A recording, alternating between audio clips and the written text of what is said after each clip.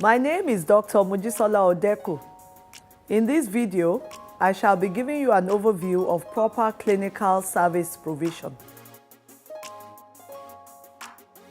It is important to follow correct procedures for quality family planning clinical service provision. Clinical examination is the foundation of quality service provision. The main objective of conducting clinical examination is to help you establish a complete and comprehensive understanding of client health history. It also helps you identify any health conditions that may contraindicate a specific contraceptive method. Finally, clinical examinations help you discover any abnormalities that may require treatment, such as pre-existing conditions like hypertension, anemia, sexually transmitted infections, or other health issues that might require further tests or consultations. So now that you understand the importance of clinical examination, it is important to refresh on the various steps a provider should remember to follow in order to ensure quality and comprehensive examination of clients. Step 1 is creating a conducive environment. To conduct a proper family planning clinical examination, you need functional equipment and tests, secure space for clients' comfort and privacy, and continued communication and interaction with clients to explain the processes you are carrying out. Step 2 is to follow the gather approach, taking time to assess your client's health status. You need to be able to ask clients for detailed history, which will include information on contraceptive history and health conditions that may contraindicate the use of specific family planning methods. Step 3 is to conduct a comprehensive clinical examination.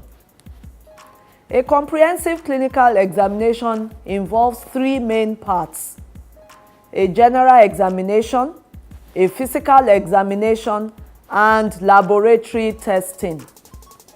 Here, you need to look by examining client for abnormalities, gynecological conditions, and sexually transmitted infections, and manage by treating them appropriately. The general examination starts by taking the client's blood pressure and weight. Next is the physical examination, which includes abdominal, breast, and pelvic examinations. The pelvic examination includes the bimanual palpation and the speculum examination. Then, you have the laboratory testing, where you will conduct the necessary tests, such as the pap smear, urine test for pregnancy, and so on. Finally, you need to refer clients for further treatment where necessary. Step 4 in quality family planning clinical service provision is family planning specific method counseling. It is important to offer comprehensive method selection and client-centered counseling. To do this, you must have the available tools for assessing criteria for selection. In other words, the WHO MEC wheel. You should refer to the counseling section of these distant education videos to refresh yourself on client-centered family planning, decision-making, and avoid biases. You also need to be sure to refresh your knowledge on different family planning methods, the pros and cons, and side effects, and so on. This is so that you will be able to provide thorough and balanced information to your clients.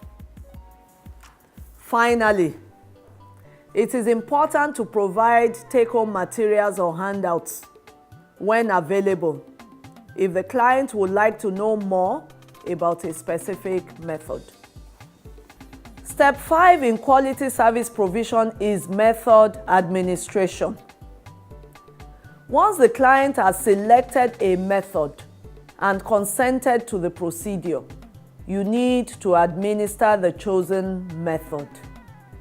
Hopefully, you will have their method of choice in stock because you are already practicing proper contraceptive logistics management systems. You can refer to the modules on CLMS for more information. Continued practice of insertion and removal of family planning methods will ensure that you are comfortable. Please review step-by-step videos available in the Distance Education Library of common methods to refresh yourself on insertion and removal of IUD and implant or discontinuation of injectables and oral pills. You can also find more information about good hygiene protocols and infection prevention information in the Distance Education Library. Don't forget, you need to be sure to provide the client with clear instructions and information on their chosen method, and give the client information leaflets to take home if they are available. Step 6. The final step to providing quality clinical service provision is follow-up.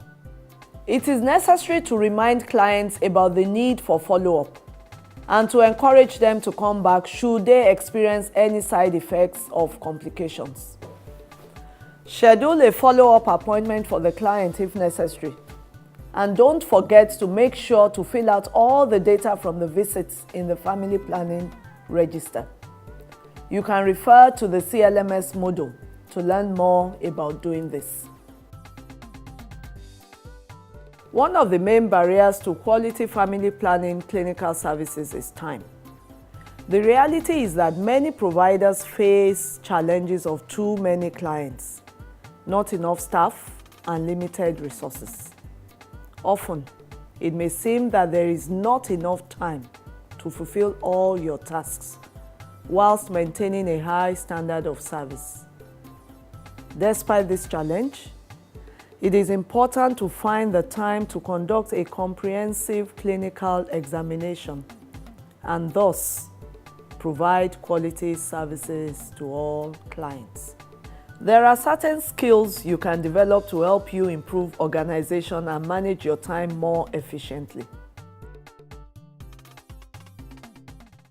There are several benefits of quality clinical service provision. For instance, clients talk, and if they have a good experience, they will encourage others to go for service, or the opposite if they have a bad experience. Quality service provision will also improve client satisfaction in you and your facility, making them more likely to use family planning and return for follow-up. Finally, your provision of quality services will give both you and your clinic a reputation for excellence and result in healthy women, healthy children, and a healthy community around your area.